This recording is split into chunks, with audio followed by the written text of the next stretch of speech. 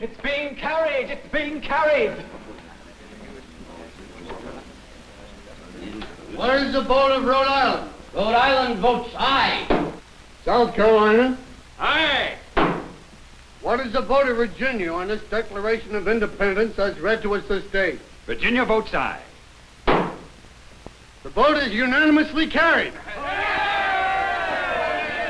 I move, sir. I move, sir, that the Declaration be authenticated and printed, that a committee be appointed to superintend and correct the press, that copies of the Declaration be sent to the several assemblies, conventions, and committees or councils of public safety, and to the several commanding officers of the Continental troops, that it be proclaimed in each of the United States and at the head of the army. Second. The motion is unanimously carried. We must be unanimous. There must be no pulling different ways. We must all hang together. Yes, indeed, we must hang together, or most assuredly we shall all hang separately.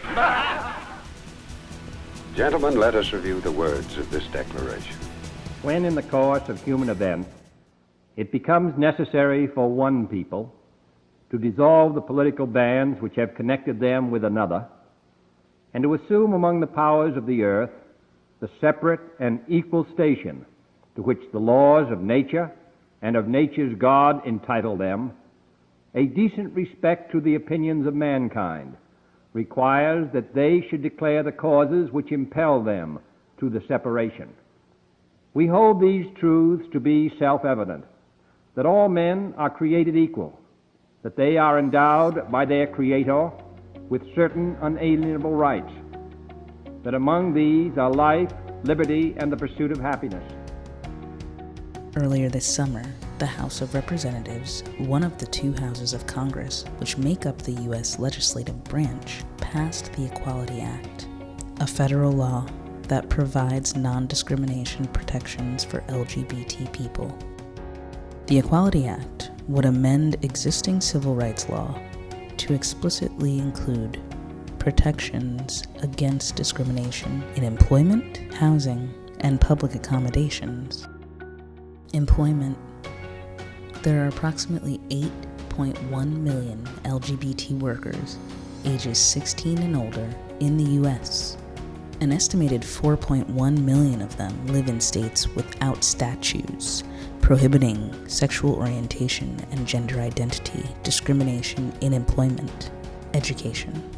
There are over 3.5 million LGBT students ages 15 and older in the U.S. An estimated 2.1 million of them live in states without protections against sexual orientation and gender identity discrimination.